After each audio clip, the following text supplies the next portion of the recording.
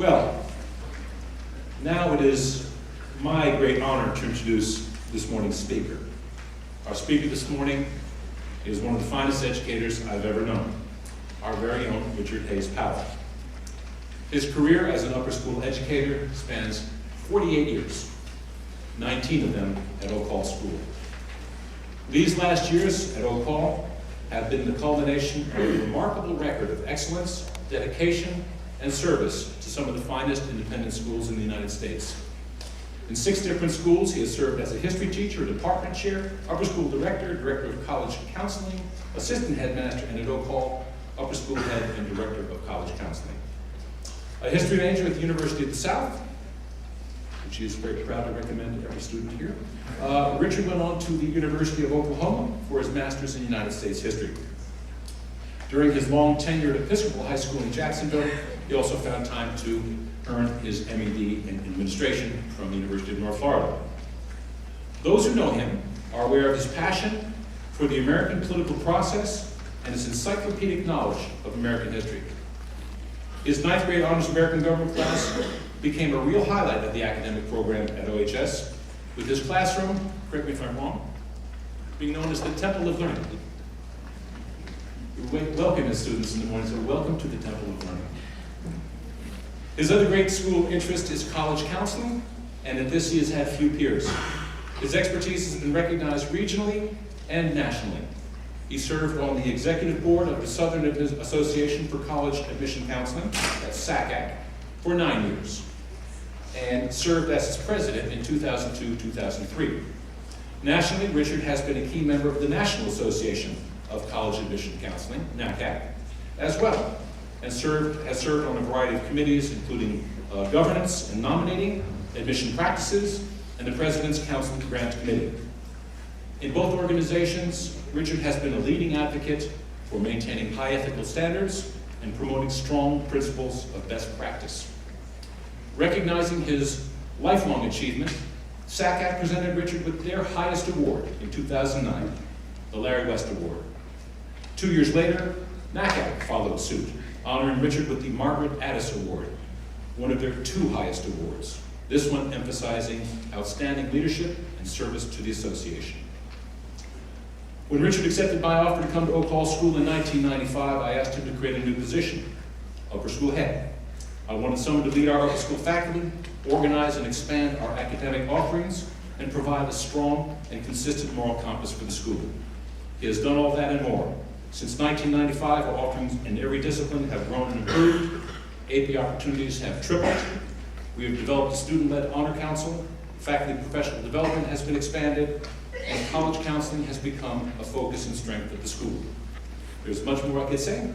I'm just leave it to say that I am proud that Richard and I were partners in these efforts. Please welcome Richard Powell.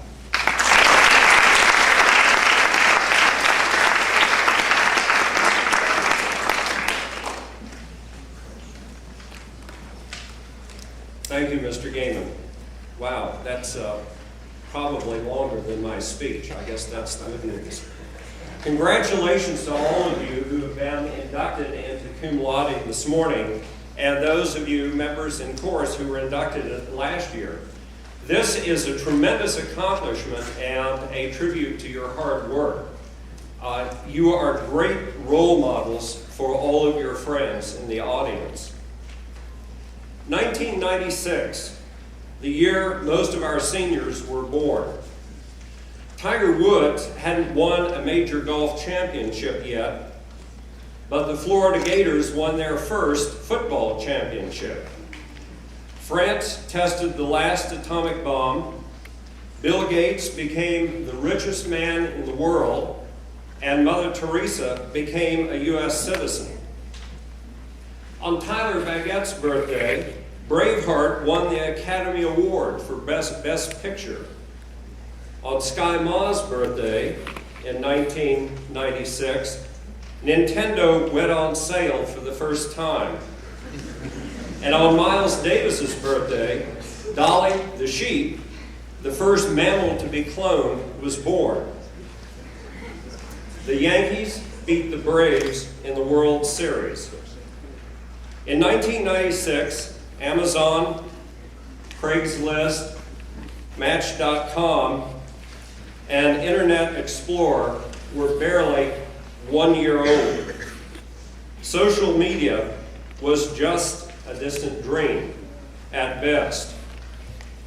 In 1996, phones weren't smart, and you wouldn't carry one in your hip pocket.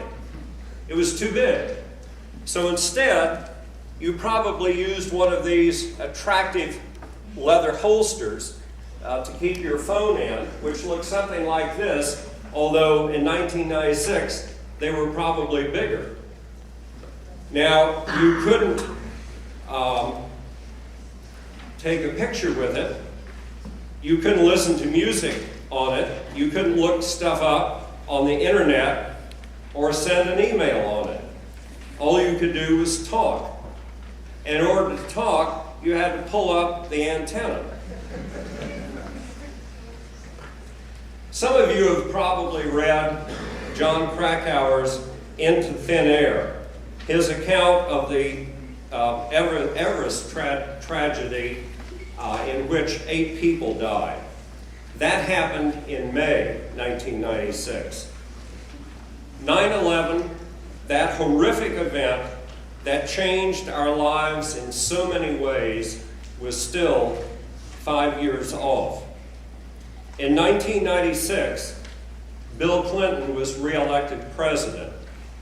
A lot has happened in the last 18 years. Benjamin Franklin once said that the only things certain in life are death and taxes. To that pair, I would add change. Change is constant, and it's inevitable. Many people fear change, but I say you do not have to fear change. You can make it your ally. In these times of change and uncertainty, you have to have a strong moral compass to keep you anchored, to keep you focused on the things that truly matter, and to keep you from getting blown off course by numerous distractions. When John Spence meets with the seniors at senior investiture, he gives them some keys to success. He says to ask questions and to surround yourself with people who want to see you succeed.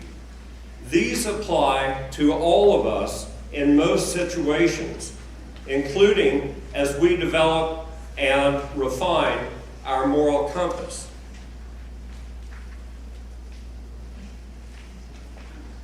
But there is another way to keep steady during these times of change. Robert Kennedy said, there are those who look at things the way they are and ask why. I dream of things that never were and ask why not. Here's another way to put the same idea.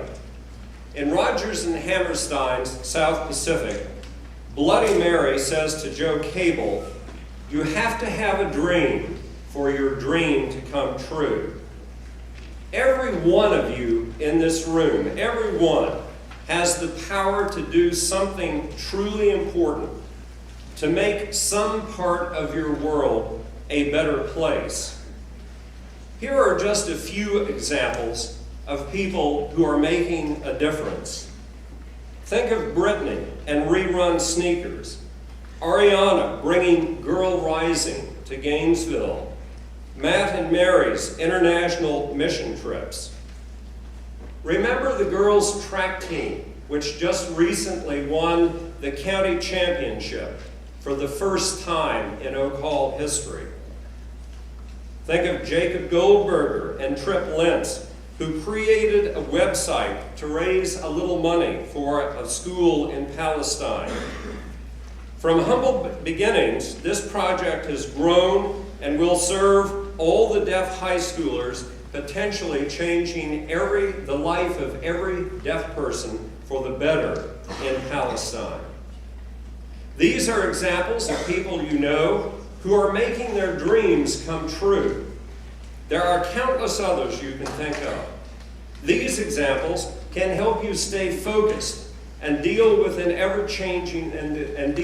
ever-changing world around us. In order to make your dream come true, you have to be persistent. You have to keep at it. Achieving your dream is not likely to come from chance, fate, or good luck. I said earlier that you can embrace change and make it your friend. As you embrace change in the pursuit of your dreams, you may fall down, but you can get up. You can always get up. Just as you can make change your partner, so you can make failure your ally. Many people will tell you that they have learned more from their failures than they did from their successes. You can too. Thomas Edison didn't invent the light bulb on the first try. In the pursuit of his dream, he was persistent. He kept at it. He failed maybe 10,000 times, but he kept at it. He never gave up. And finally, as you pursue your dream, I encourage you to think about and follow the advice Steve Jobs offered the graduates of Stanford University when he gave the commencement address there in 2005. He said, "Don't waste time living someone else's life. Have the courage to follow your own heart and your own intuition. They somehow already know what you want to become. Everything else is secondary." Yes, you have to have a dream for your dream to come true. What is your dream?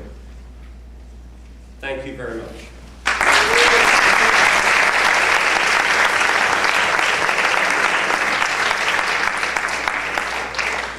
Thank you very much for those words of wisdom. Beautifully said. Are you still using this one? It's not No, I have a smartphone. smartphone. Not a smartphone.